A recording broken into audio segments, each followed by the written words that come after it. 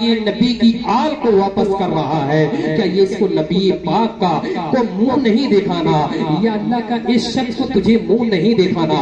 تاریخ یہ کہتی ہے عورت روتی ہے، عورت بلکتی ہے، اور بلکنے کے بعد پھر وہ زاری کرتی ہے، اپنے آنسو کو ٹپکاتی ہے، اپنے آنسو کو بہاتی ہے، اللہ کی بارگاہ میں رو رو کر دعا کرتی ہے، اے میرے پالنہار، جس نبی کے وسیلے سے اللہ تو نے ہمیں پیدا کیا ہے، اللہ جس نبی کی امت میں تو نے ہمیں پیدا کیا ہے، اللہ جس نبی کی اولاد میں تو نے ہمیں پیدا کیا ہے، جس علی کی بیٹی علی کو تو نے بیٹی عطا کی ہے، جس سیدہ فاطمہ کو مجھ جیسی کنیز عطا کری ہے، آپ تیری بارگاہ میں یہی عورت ہاتھ اٹھا کر دعا کر رہی ہے، اپنے دامن کو پھیلا کر دعا کر رہی ہے، مولا ہمیں کوئی ایسا راستہ بتا دے، اللہ کوئی ایسا شخص بتا دے کہ یہ تیرے نبی کی بیٹیوں کی بھوک مل سکے، اللہ ان کے جسم پر ایک لباس بھی موجود نہیں ہے، اللہ ان کے جسم پر لباس مل جائے۔ تاریخ یہ کہتی ہے عورت یہی دعا کرتی ہے،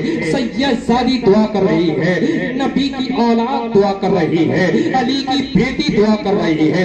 ارے نبی کی بیٹی دعا کرے اس کی دعا قبول نہ ہو ایسا تو ہو ہی نہیں سکتا، علی کی بیٹی دعا نہ کرے اور دعا کرے اور دعا اللہ کی بارگاہ میں قبول نہ ہو ایسا تو ہو ہی نہیں سکتا، سیدہ فاطمہ کی بیٹی دعا کرے اس کی دعا قبول نہ ہو ایسا تو ہو ہی نہیں سکتا۔ تاریخ یہ کہتی ہے میں نہیں یہ میرا ایمان بولتا ہے، یہ میں نہیں یہ میرا ایمان بولتا ہے، لب آہے مصطفیٰ پہ قرآن بولتا ہے، یہ میں نہیں یہ میرا ایمان بولتا ہے، لب آہے مصطفیٰ پہ قرآن بولتا ہے، اور ابن علی کے جیسا کوئی ہوا اور نہ ہوگا، رو رو کے کربلا کا میدان بولتا ہے۔ برادران اسلام، آج کی بزم سجائی گئی ہے، یہ حسن حسین کی جانب منسوب ہے۔ وقت کو ضائع نہ کرتے ہو، ٹائم تو کافی ہو گیا ہے، تو جلدی شروعات کر لیں وہ بہتر ہے۔ عزیزان حسن حسین رضی اللہ تعالی عنہما کا جو درجہ ہے یہ صرف بزرگانی دین کی زبانی نہیں ہے، صرف ائمہ کی زبانی نہیں ہے، نہ صدیق، نہ فاروق، نہ عثمان و علی، نہ سعد و سعید، نہ طلحہ و زبیر ہی کی صرف یہی تک محدود نہیں ہے، بلکہ ان کی عظمتیں مصطفیٰ کریم صلی اللہ علیہ وسلم تک ہی محدود نہیں ہے، بلکہ ایک دنیا کی پہلے نواسے، اس دنیا کی جب سے دنیا بنی ہے، جب سے اور جب تک قائم رہے گی تب تک، یعنی جب سے بنی ہے اور صبح قیامت تک، قرآن کے اندر کسی بھی نبی کے نواسے کا ذکر نہیں ہے جتنا حسن و حسین کا ذکر ہے۔ ہم یہ سوچتے ہیں کہ یہ حسن و حسین ابھی کے، حضور تو بہت پہلے کے تھے، حضور تو بہت پہلے کے تھے، یہ حسن و حسین تو بہت بعد کے ہیں، اور ان کا جو ذکر ملتا ہوگا نا یہ صرف کتابوں میں ملتا ہوگا، تقریروں کی کتابوں میں ملتا ہوگا، حدیث کی کتابوں میں ملتا ہوگا، بس یہیں تک محدود ہے۔ حقیقت یہ ہے کہ حسن و حسین وہ ہے جن کا ذکر قرآن بھی بولتا ہے۔ قرآن مقدس پارہ 22 رکوع 1 کے اندر اللہ ارشاد فرماتا ہے انما یرید اللہ لیذہب عنکم الرجس لأہل البیت یطہرکم تطہیرا، انما یرید اللہ۔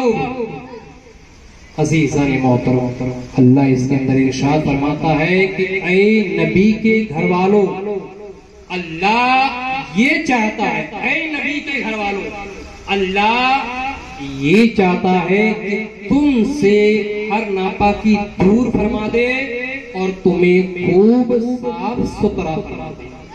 یہ حدیث، یہ قرآن۔ اب اسی قرآن کو آقا کریم صلی اللہ علیہ وسلم نے صحابہ کو بتایا، پھر حضور نے اس کو اپنے الفاظوں میں یوں کہا ہے کہ یا اللہ یہ میرے گھر والے ہیں، یا اللہ یہ میرے گھر والے ہیں، حدیث ہے، یہ میرے گھر والے ہیں، یا اللہ ان سے ہر ناپاکی دور کر دے، اور یا اللہ انہیں پاک پوتر فرما دے۔ یہ حدیث۔ اب تیسری مسلم شریف کی اسی کی روایت، اور وہ روایت یہ ہے کہ حضرت ام سلمہ یہ حضور کی ازواج مطہرات میں سے تھی، یعنی حضور کی بیویوں میں سے تھی۔ وہ یہ کہتی ہے کہ حضور علیہ السلام کے پاس ایک چادر تھی، بڑی چادر، تو امام حسن کو حضور نے بلوایا، اے حسن ادھر آ جاؤ، تو امام حسین بیٹھ گئے، حضور نے اپنی چادر میں لے لیا۔ پھر امام حسین کو بلایا، حسین تم بھی آ، حسین آ گئے، حضور نے انہیں بھی چادر میں لے لیا۔ پھر سیدہ فاطمہ زہرا کو بلایا، وہ بھی اندر آ گئے۔ اس کے بعد پھر حضرت مولائی کائنات علی مرتضیٰ کو بلایا، وہ بھی آ گئے، اور پھر حضور نے چادر ایسے ڈھک لی۔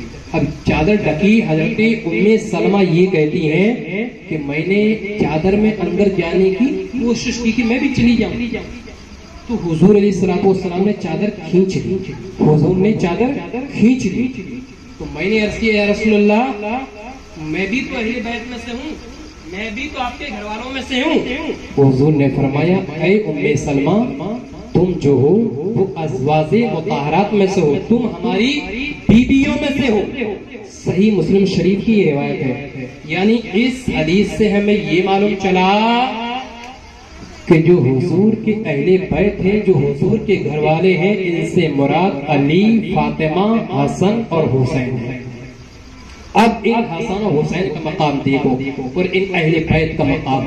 حدیث کے اندر اللہ کے نبی صلی اللہ علیہ وسلم فرماتے ہیں الحسین منی وانا من الحسین، حضور فرماتے ہیں حسین مجھ سے ہیں، حسین مجھ سے ہیں اور میں حسین سے ہوں۔ عزیزان گرامی وقار، پھر دوسری روایت سماعت کریں۔ اللہ کے نبی صلی اللہ علیہ وسلم آج کے دور میں آج ہی مغرب والے صاحب ہمارے پاس آئے ہوئے تھے، تو انہوں نے یہ کہا تھا، وہ تھی اسلام پورہ کی مرائنہ اسلام پورہ کے، تو انہوں نے یہ کہا مولانا صاحب یہ بتائیے، وہ سوال پوچھنے کے لیے آئے تھے کہ ہم ہر سال کھچڑا بنواتے ہیں، ہر سال کھچڑا بنواتے ہیں، کھچڑا تو یہ بنوانا جائز ہے یا ناجائز ہے؟ سبیلے بٹواتے ہیں جائز ہے یا ناجائز ہے؟ میں نے کہا بھائی ایک دم یقیناً جائز ہے، یقیناً جائز ہے۔ تو انہوں نے یہ کہا بھائی ہماری مسجد سے تو اعلان ہو چکا ہے کہ کھچڑا کسی مہینے میں، کیوں کسی بھی مہینے میں بنوا سکتے ہیں، یقیناً کسی بھی مہینے میں بنوا سکتے ہیں، تو انہیں کسی میں سے محرم کا بھی تو مہینہ، اسی مہینے میں کسی بھی مہینے میں تو محرم کا بھی مہینہ ہے، اس میں بنوانے میں کیا حرج ہے؟ لنگر ہے، خوب تقسیم کرو، رب نے نعمت دی ہے، رب نے دولت دی ہے، اس کو خوب تقسیم کرو، حسن حسین کے نام سے ایصال ثواب کرو۔ تو بولے ہمارے یہاں منع ہے۔ میں نے کہا جو منع کر رہے تھے، جو منع کر رہے تھے، اللہ قسم کھا رہا ہوں پوری یقین کے ساتھ بول رہا ہوں، وہ بھی کھچڑا کھاتے، وہ بھی کھچڑا کھاتے۔ تو میں نے خود دیکھا ایک صاحب قاضی وسیع کے اندر زیادہ دور نہیں کہ کھچڑا نہیں کھانا چاہیے، وہ بلیام کھچڑا، وہ منع بھی کر رہے ہیں اپنے بیان میں کھچڑا نہیں کھانا چاہیے۔ بولے پھر بولے ایسا کرنا، بول حلوہ جو ہوتا ہے نا سبرت، حلوہ نہیں بنوانا چاہیے، کیوں؟ اس کی اصل نہیں ہے، اس کی اجازت نہیں ہے، لیکن حقیقت یہ ہے کہ مولوی صاحب کی بیوی بھی گھر میں کھچڑا بنا رہے ہیں، ان کے یہاں بھی کھچڑا بنتا ہے، کیوں؟ یہ باہر تو بول دیتے ہیں، گھر کے اندر ابھی تو چلتی نہیں ہے، گھر کے اندر ہی چلتی ہے۔ اب یہاں بولنے کا معاملہ کیا ہے؟ بولنے کا معاملہ یہ ہے کہ یہاں کھچڑے سے مراد یہ نہیں ہے کہ کھچڑا سے دشمنی ہے، اصل یہ ہے کہ رسول پاک کی آل حسن و حسین سے دشمنی ہے، اور حسن و حسین سے دشمنی اس لیے ہے کہ حسین کے نانا رسول کائنات ہیں، اصل دشمنی جو ہے وہ رسول کائنات ہے، بے شک۔ اور جس کو حضور سے دشمنی ہو، حسن و حسین سے دشمنی ہو، وہ حدیث میں چھین لے آپ۔ اللہ کے نبی صلی اللہ تعالیٰ علیہ وسلم نے ارشاد فرمایا اے میرے صحابیوں، یہ حسن یہ حسین مسجد نبوی میں سرکار بیٹھے، ایک زانو پہ حسن، ایک زانو پہ حسن تو دوسرے پر حسین بیٹھے تھے۔ صحابہ سے حضور نے عرض کیا اے میرے صحابیوں، یہ حسن و حسین ہے، اے میرے صحابیوں، جس نے حسن اور حسین سے محبت کی تو میرے صحابی ہوئے سمجھ لو کہ اس نے مجھ محمد رسول اللہ سے محبت کی، اور جس نے مجھ سے محبت کری تو یہ سمجھ لیجیے اس نے جبریل امین سے محبت کری، اور جس نے جبریل سے محبت کری تو سمجھ لو اس نے اللہ رب العالمین سے محبت کری۔ اب پھر حدیث سنیں، اللہ کے نبی صلی اللہ علیہ وسلم فرماتے ہیں اے میرے صحابیوں یہ بھی سن لو کہ جس نے حسن اور حسین سے بغض رکھا، جس نے حسن اور حسین سے عداوت رکھی، جس نے حسن اور حسین سے دشمنی رکھی تو اے میرے صحابیوں یہ سمجھ لو اس نے مجھ سے دشمنی رکھی، اور جس نے مجھ سے دشمنی رکھی تو یہ سمجھ لیے اس نے اللہ رب العالمین سے دشمنی رکھی۔ برادران اسلام، یہاں سے بھی کیا سیکھا کہ حسن و حسین کا مقام اللہ کی بارگاہ میں کیا ہے کہ جس نے حسن اور حسین سے محبت کر لی تو یہ سمجھ لیجیے اللہ سے محبت کر لی، اور جس نے حسن اور حسین سے دشمنی کر لی تو یہ سمجھ لو اللہ سے دشمنی کر لی، اور جس نے اللہ سے دشمنی کر لی تو پھر بخاری کی روایت سامنے آئے گی، کیا روایت سامنے آئے گی؟ اے لوگو، اللہ فرمائے گا اے لوگو جو میرے کسی بھی ولی سے، میرے کسی بھی دوست سے اگر دشمنی رکھتا ہے تو میرا اعلان جنگ اس شخص، اللہ فرماتے ہیں میرا اعلان جنگ، میرا اعلان جنگ اس شخص سے ہے جو میری کسی بھی دوست سے دشمنی رکھتا ہے۔ یہاں تک روایت ملتی ہے اللہ کے نبی صلی اللہ علیہ وسلم نے فرمایا کہ حسن اور حسین کا دشمن، حسن اور حسین کا دشمن خانے کعبہ کے اندر، خانے کعبہ کے اندر مر جائے، خانے کعبہ کے اندر مر جائے، اور اس حالت میں مرے، اس حالت میں کہ وہ روزہ سے بھی ہو، وہ روزہ سے بھی ہو، روزہ سے، اور اس حالت میں مرے کہ نماز پڑھ رہا ہو، نماز پڑھ رہا ہو، خانے کعبہ کے اندر مر جائے، مصطفیٰ فرماتے ہیں اس کے باوجود بھی وہ جہنم میں جائے۔ اگر حسن و حسین کا دشمن ہے تو یہ حضور فرماتے ہیں کہ پھر بھی وہ جہنم میں جائے، جنت سے اس کا کوئی تعلق نہیں ہے۔ اس سے اندازہ لگا لو کہ حسن و حسین کا مقام اللہ کی بارگاہ میں کیا ہو۔ ارے ہمارے بچے دن بھر میں کتنی بار گھر سے باہر نکلتے ہیں، باہر آتے ہیں جاتے ہیں، آتے ہیں جاتے ہیں، کہ اللہ کوئی فرشتہ بھیجتا ہے کہ اس کے بچے کی حفاظت کر لو؟ کبھی بھیجتا نہیں۔ آتے ہیں ٹھوکر بھی لگتی ہے، چوٹ بھی لگتی ہے، لڑائی بھی کرتے ہیں، گالی بھی دیتے ہیں، مستی بھی کرتے ہیں، ہر قسم کی، لیکن اللہ قسم حسن و حسین کا مقام تو وہ تھا، ان کا درجہ تو وہ تھا کہ جب حسن اور حسین گھر سے باہر نکلتے تھے تو اللہ فرشتوں کو حکم دیتا کہ میرے محبوب کے نواسے حسن اور حسین گھر سے باہر نکل گئے ہیں، جاؤ ان کی حفاظت میں لگے رہو، ان کی حفاظت میں لگے رہو۔ اب اندازہ کرو ایک نبی کے نواسے، اگر نبی ان سے محبت پیش کرے، نبی محبت پیش کرے، سمجھ میں آ رہا ہے کہ نواسا ہے، نواسے ہیں، کون ایسا نانا ہوگا جو اپنے نواسوں سے محبت نہیں کرے؟ لیکن حسن و حسین کا مقام کیا ہوگا کہ اللہ ان کی حفاظت کا حکم دے رہا ہے، اللہ۔ اور جو حضور نے فرمایا حسن و حسین جنتی نوجوانوں کے سردار، جنت میں جتنے بھی نوجوان ہوں گے تمام کے سردار، کس نے کہا؟ حضور نے۔ کس نے کہا؟ اور حضور نے۔ قرآن کہتا ہے، قرآن کہ میرا حبیب، اللہ فرماتا ہے کہ میرا حبیب، میرا محبوب یہ اپنی طرف سے کچھ نہیں کہتا، یہ تو وہ کہتا ہے جو میں کہتا ہوں۔ اب اگر جنتی نوجوانوں کے سردار ہیں، حضور نے فرمایا تو حضور نے تو فرما دیا، دراصل اللہ نے خود فرمایا ہے کہ حسن و حسین جنتی نوجوانوں کے سردار ہیں۔ برادران اسلام، امام حسن اور حسین یہ آل رسول بھی ہیں اور سید بھی ہیں۔ کیا ہے؟ حضور کی جو نسل سے ہو، توجہ تھوڑا سے ادھر بنائے رکھیں، حضور کی جو نسل سے ہو وہ سید۔ اب سیدوں کا مقام کیا ہوتا ہے، ان کا درجہ کیا ہوتا ہے، بڑا غمگین واقعہ ہے، اس کو بڑے غور سے سننا ہوگا، بہت اچھے طریقے سے سننا ہوگا۔ بلخ ایک ریاست ہوتی تھی، اب اس سمے وہ کیا ہے، عراق کہ عراق میں شمار ہو گیا ہے، عراق کے اندر شمار ہو، ایران کے اندر شمار ہونے لگا ہے بلد کا. وہاں ایک سید صاحب رہتے تھے، ایک سید، اور یہ سمجھیے کہ اللہ نے انہیں بہت مال و دولت سے نوازا تھا. سید صاحب کو اللہ نے بہت مال اور دولت سے نوازا تھا. سید صاحب بڑے نیک تھے، اللہ کی اطاعت، اس کی فرمان برداری کرنے والے تھے، لیکن ان کے جہاں یہ سمجھ لیجیے کوئی لڑکا نہیں تھا. ان کے یہاں کوئی لڑکا نہیں تھا، چند بچیاں تھیں، لڑکیاں تھیں، لڑکا کوئی نہیں تھا. سید صاحب یہ سمجھو اتنے اچھے انسان تھے کہ اپنے بچوں کو جو بھی ضرورت پیش آتی تھی خوب خرچہ کرتے، خوب خرچہ. بیوی کو جو ضرورت پیش آتی تھی ان کی ضرورتوں کو بھی پورا کرتے تھے. یعنی یہ سمجھیے سید صاحب سے ان کی بیوی، ان کی بچیاں بہت خوش رہا کرتی تھی، بہت خوش رہا کرتی تھی. اتفاق کی بات یہ کہ سید صاحب کا انتقال.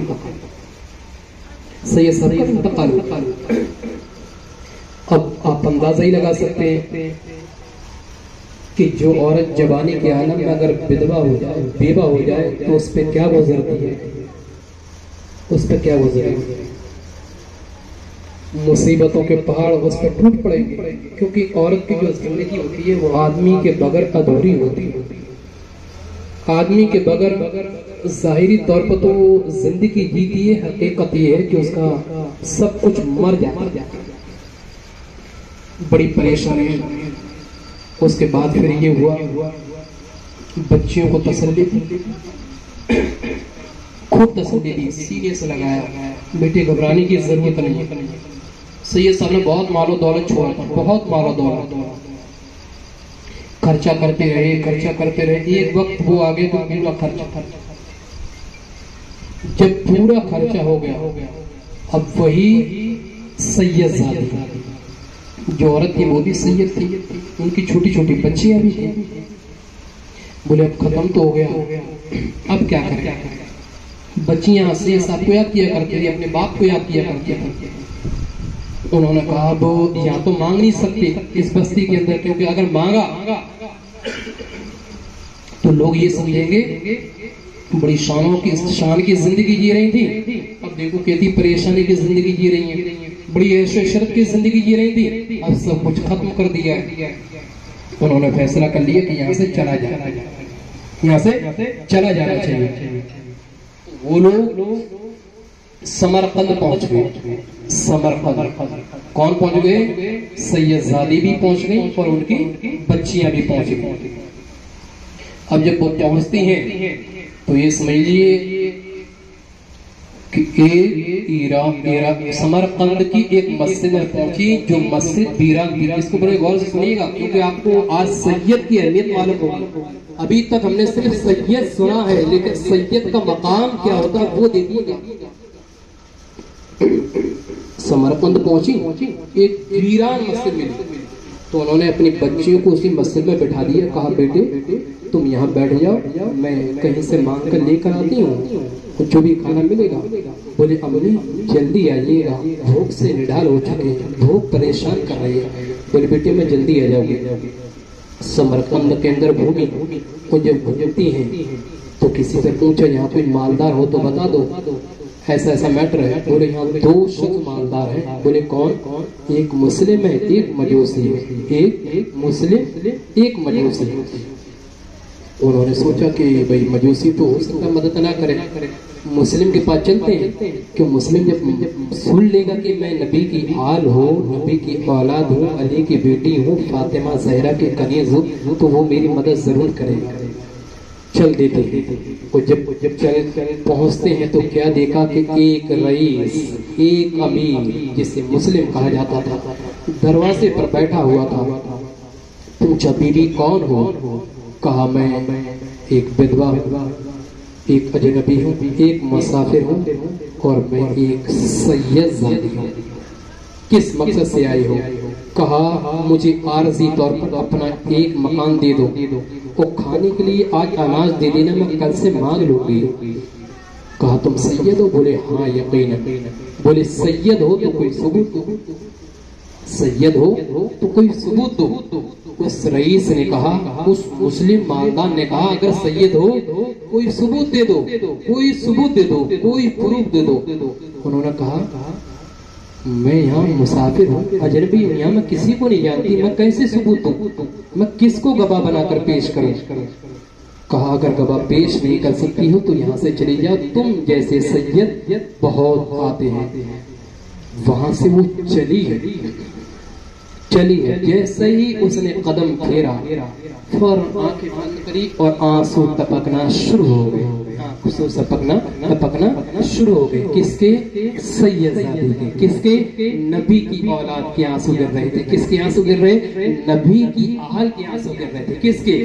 علی کی بیٹی کے آنسو گر رہے تھے، سیدہ فاطمہ کے کنیز کے آنسو گر رہے تھے، اس عورت کے آنسو گر رہے تھے کہ جس کے نانا کی وجہ سے ساری کائنات کو پیدا کیا گیا۔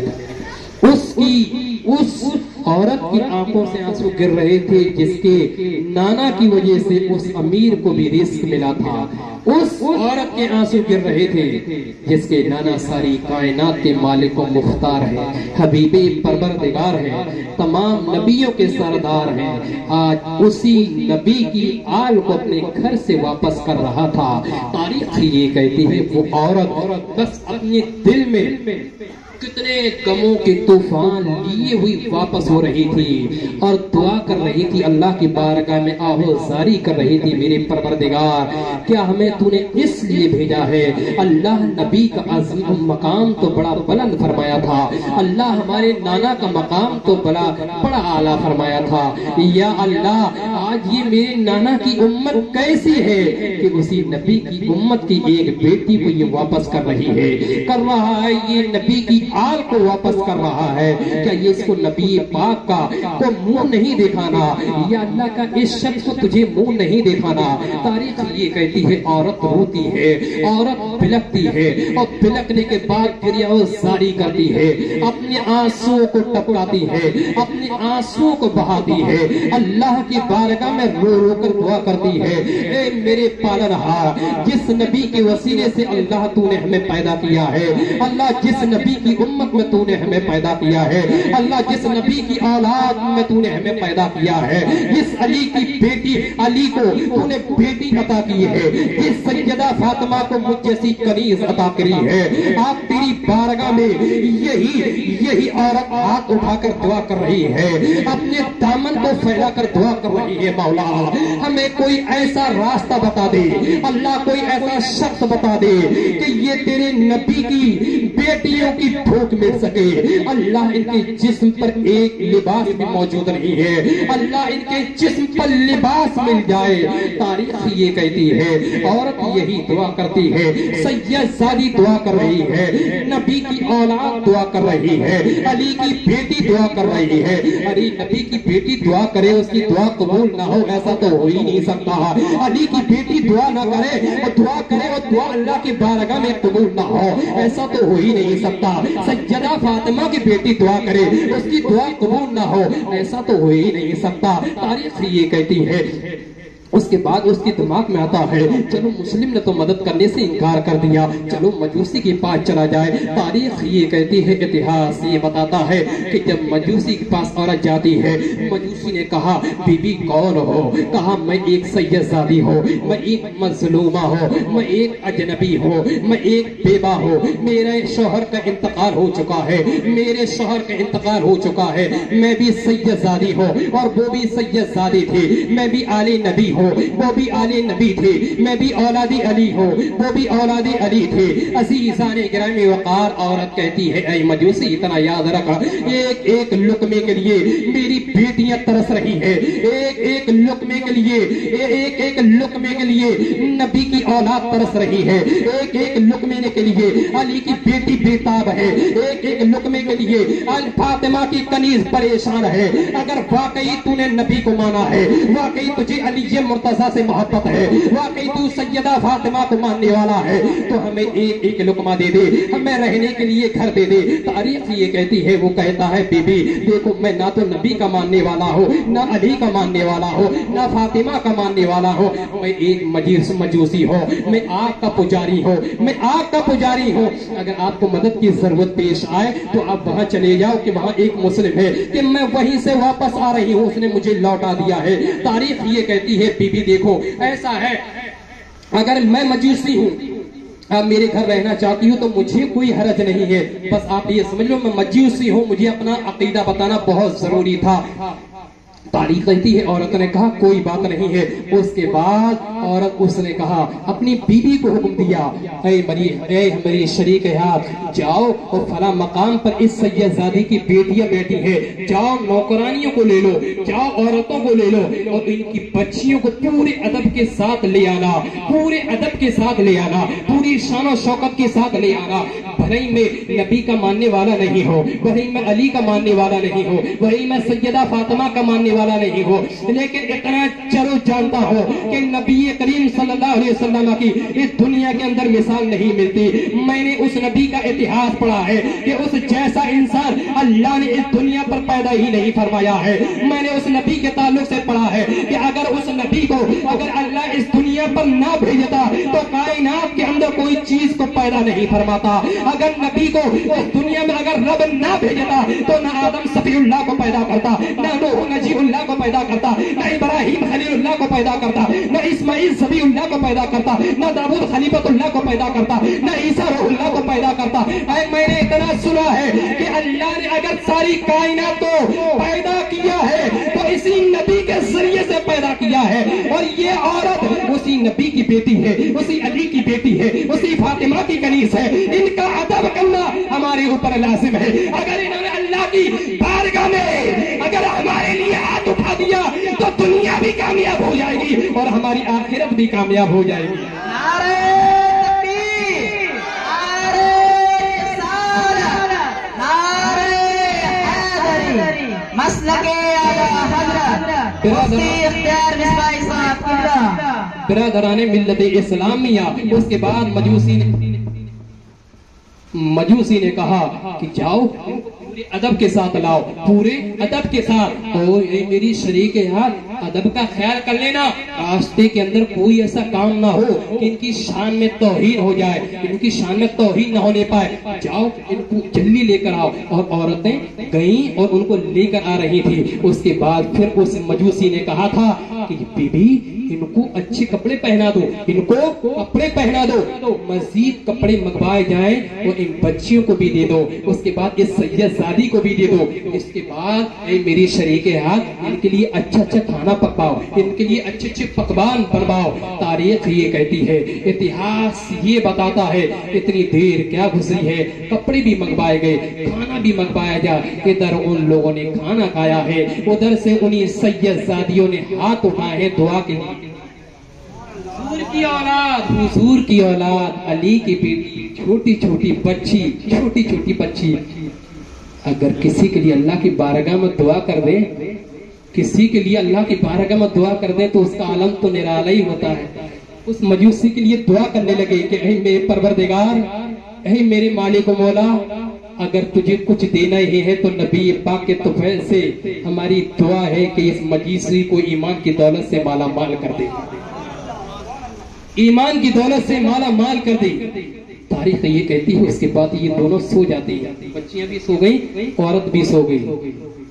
लेकिन जिस अमीर ने उस औरत को लौटाया, हुजूर की आल को, अली की बेटी को लौटाया था, जब वो रात में सोता है, रात में सोता है, फिर क्या होता है, मुस्तफा करीम उसके ख्वाब में तशरीफ लाते हैं हुजूर, और एक आलीशान तख्त पर हुजूर मौजूद थे, आलीशान। तो उसने ख्वाब क्या देखा कि कयामत आ गई है, कयामत आ गई, कयामत आ गई। और हुजूर भी आ गए तख्त पर, और हुजूर के पास एक आलीशान महल मौजूद है, एक आलीशान, एक बड़ा बंगला खूबसूरत मौजूद है। फौरन ये अमीर क्या करा, हुजूर के पास आया, या रसूलुल्लाह अलैहि सल्लल्लाहु अलैहि वसल्लम, یہ محل کس کا ہے؟ حضور نے فرمایا یہ محل ایک مومن کا ہے. کس کا ہے؟ ایک مومن کا ہے، ایک مسلم کا ہے. کہا یا رسول اللہ علیہ الصلوۃ والسلام میں بھی مومن ہوں یا رسول اللہ، اس کو مجھے عطا کر دو. کس نے کہا؟ امیر زادے نے. اس امیر زادے کو یاد رکھنا تاکہ اس کی امیری یاد آ جائے، اس کو دھیان رکھیے گا. اس امیر نے کہا مجھے دے دو، میں بھی مومن ہوں، میں بھی مسلمان ہوں، میں بھی آپ کو امتی ہوں. حضور نے فرمایا تو ہمارا امتی ہے، تو میرا امتی ہے. کہاں ہے یا رسول اللہ؟ حضور نے فرمایا تو پھر تم کوئی ثبوت دے دو. عورت گئی تھی نا اس کے پاس کہ میں سید ہوں، تو اس نے کیا کہا، کیا کہہ کر لوٹایا تھا کہ اگر تم سید ہو تو کوئی ثبوت دو. اب حضور نے خواب میں سے کیا کہا، اگر تم مومن ہو تو تم کوئی ثبوت دے دو، مومن ہو تو کوئی ثبوت دے دو. تب اس نے کہا یا رسول اللہ علیہ الصلوۃ والسلام یہاں میں کس کو گواہ بناؤں، یہاں میں کس کو گواہ بناؤں، یہاں میں کس کو پیش کروں، یہاں تو میں اکیلا ہوں. حضور نے فرمایا کہ جب تک تم اپنا اسلام ثابت نہیں کر دو گے تب تک تمہارا اسلام قابل قبول نہیں ہوگا. تمہارا اسلام قابل قبول نہیں. یا تو تم اپنا مسلم ہونا ثابت کرو، مسلم ہونا ثابت کرو. اس کے بعد حضور نے فرمایا یہاں سے بھاگ میری بارگاہ سے. کیا کرا؟ حضور نے اپنی بارگاہ سے بھگا دیا، بھگا دیا. حضور نے بھگا دیا کس کی وجہ سے؟ ایک حضور کی آل، ایک حضور کی آل، ایک سیدہ کو لقمہ نہیں دیا کھانے کے لیے، لقمہ نہیں دیا، لقمہ. تو اندازہ کرو حضور نے چہرہ بھی پھیل لیا، بھگا بھی دیا. اب اندازہ کرو جب دنیا کا یہ حال ہے تو آخرت میں اس کا کیا ہے، کہ جب حضور نے دنیا میں چہرہ پھیل لیا تو سمجھ لو کہ اللہ نے چہرہ پھیل لیا. اس کی دلیل یہ ہے کہ اگر دنیا میں وہ نہیں بخشا گیا تو وہ یہ بھی سوچ لے کہ اب آخرت میں بھی وہ بخشا نہیں جائے گا، اور وہ ثبوت بھی پیش نہیں کر سکتا. تاریخ یہ کہتی ہے حضور نے اس سے فرمایا کہ تم نے ہماری اولاد کو واپس کر دیا، سید ہونے کا ثبوت مانگا. اب میں تجھ سے بولتا ہوں تو سید ہونے کا، تو اپنے آپ کو مومن ہونے کا ثبوت دے. تاریخ یہ کہتی ہے اتنی دیر کیا گزری کہ صبح ہو گئی. اس نے تمام اپنے غلاموں کو، نوکروں کو ڈھونڈنا شروع کر دیا کہ جاؤ اس سید زادی کو ڈھونڈ کے لاؤ. خود بھی نکل گیا. ڈھونڈتے رہے بالآخر معلوم ہو گیا کہ وہ مجوسی کے گھر پہ ہے. مجوسی کے گھر گئے. جب مجوسی کے گھر جاتے ہیں تو کہتے ہیں وہ عورت آپ کے یہاں آئی ہے، وہ نبی کی حال، علی کی اولاد، چھوٹی چھوٹی بچیاں وہ آپ کے یہاں آئی ہوں گی نا؟ کہ ہاں ہیں. بولے میں ان کو لینے آیا ہوں، ان کو مجھے دے دو. مجوسی نے کہا صاحب دیکھو ایسا ہے، اگر کچھ اور بات کرنی ہے تو کر لو، لیکن نبی کی آل کے بارے میں کچھ بات مت کرنا. پہلے کر لیے ہوتے تو میں تجھے جواب دے دیتا، اب مت کر، اب سوال مت کر. کیوں؟ بولی تیری تقدیر بگڑ گئی، وہیں سے میری تقدیر سنور گئی. جس نعمت کو تجھے ملنی تھی تو نے اس نعمت کو نہیں سمجھا. اللہ نے مجھے ہدایت دی، میں نے اس نعمت کو سمجھا اور اس کی قدر کر لی. تاریخ یہ کہتی ہے اس کے بعد مجوسی امیر کہتا ہے اس کو تو مجھے دینا ہوگا. کہ نہیں، اس کو ہرگز نہیں دے سکتا. فوراً امیر نے 1000 درہم نکالے. بولے لے اس سید زادی کو دے دے. اگر تو نے سید زادی کو نہیں دیا تو میری زندگی بگڑ گئی، میری دنیا بھی خراب ہو جائے گی، میری آخرت بھی خراب ہو جائے گی. تب مجوسی نے کہا اگر تجھے دے دیا تو میری دنیا خراب ہو جائے گی، آخرت بھی خراب. ہم میں تجھے دیکھوں یا اپنے آپ کو دیکھوں؟ کہا واپس کر دو کہ ہرگز نہیں. مجوسی نے کہا تو پھر معاملہ کیا ہے، اتنی جلد بازی کیوں؟ کل تو یہی سیدہ تیری بارگاہ میں آئی تھی، تو نے اس کو فراموش کر دیا، اپنے در سے لوٹا دیا. تو مسلم تھا نا، میں تو ایک مجوسی تھا، تو مسلم تھا. کیا تجھے نہیں معلوم کہ یہ عورت کس گھر سے تعلق رکھتی ہے؟ کیا تجھے نہیں معلوم کہ یہ تیرے نبی کی بیٹی تھی، تیرے علی کی بیٹی تھی، سیدہ فاطمہ کی کنیز تھی؟ تو نے اس کو لوٹا دیا، ان چھوٹی چھوٹی معصوم بچیوں کو لوٹا دیا. تجھے ان کے چہرے پر ترس نہیں آیا؟ ارے ان کے چہرے کی روشنی کو ملا لے، چاند کی چاندنی کو ملا لے، ان کے چہرے کی چاندنی کا کوئی جواب نہیں ہے. ان मासूम चेहरों को तूने लौटा दिया। तारीख ये कहती है, उसने कहा फिर बयान करो। बोले रात में मुस्तफा करीम मेरे ख्वाब में आए थे और उन्होंने ये कहा कि तूने मेरी बेटी को लौटा दिया, मेरी आल को लौटा दिया, तूने मेरी आल को लौटाया है। अब याद रख, तू अपने मुसलमान होने का सबूत दे दे, और तेरी दुनिया भी खराब है, आखिरत भी खराब है। मजूसी ने कहा जब अगर नबी ने ये फरमा दिया है तो वो तो होना हक है। बोले क्यों? बोले कि मैंने महल भी मांगा था, महल नहीं दिया, नहीं दिया। तब मजूसी ने कहा तुझे महल मिलता भी तो कैसे मिलता? बोले क्यों? बोले तूने नबी से रात में ख्वाब में, ये अब मजूसी बयान कर रहा है कि तूने रात में ख्वाब में नहीं देखा था कि क्या? बोले तूने महल मांगा था ना, कि मांगा था। बोले नबी ने क्या फरमाया था? नबी ने क्या फरमाया था? बोले ये महल तो मेरे उम्मती का है, ये महल तो मेरे उम्मती का है। तो अमीर ज़ादे ने कहा ये तुम्हें कैसे मालूम, तुम्हें कैसे मालूम? बोले जो नबी तुझे ख्वाब में ये चीजें बोल रहा था वही नबी कल मेरे ख्वाब में भी आए थे, वही नबी कल मेरे ख्वाब में भी आए थे और मुझे अपने सीने से लगा लिया, और सीने से लगाने के बाद मेरे सारे घर वालों को और मुझे इकट्ठा किया, और सीने से लगाने के बाद मेरे नबी ने फरमाया था हम तमाम को कलमा तैयबा पढ़कर इस्लाम में दाखिल कर लिया, इस्लाम में दाखिल कर लिया।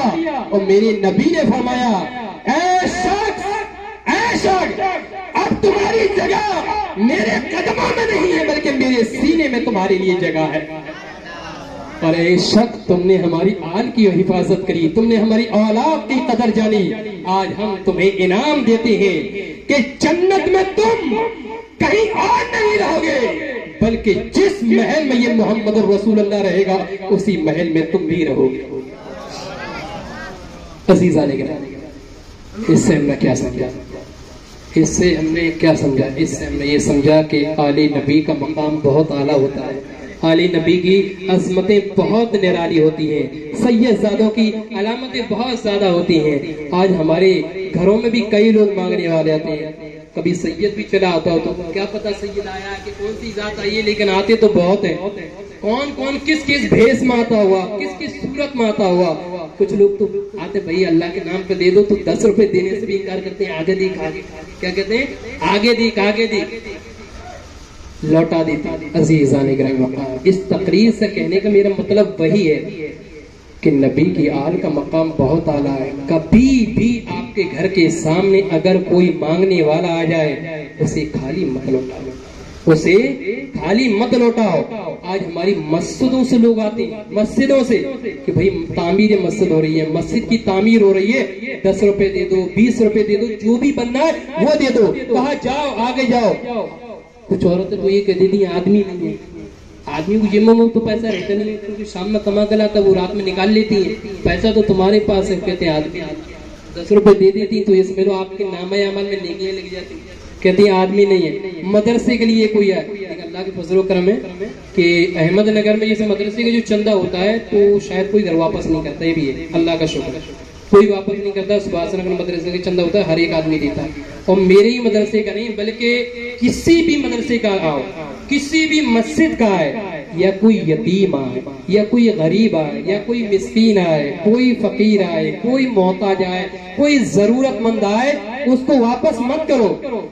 न जाने वो किस सूरत में कौन आ रहा है, हो सकता है अल्लाह की जानिब से भेजा हुआ कोई फरिश्ता ही हो, अल्लाह की जानिब से भेजा हुआ कोई फरिश्ता ही हो जो आपके दर पर आ गया और आपने दे दिया, तो ये समझ लीजिए कि दुनिया भी बन गई, आखिरत भी बन गई। 10 रुपए में अल्लाह की बारगाह में मकबूल भी हो गई। अगर लौटा दिया तो ये समझिए सब कुछ खत्म हो गया।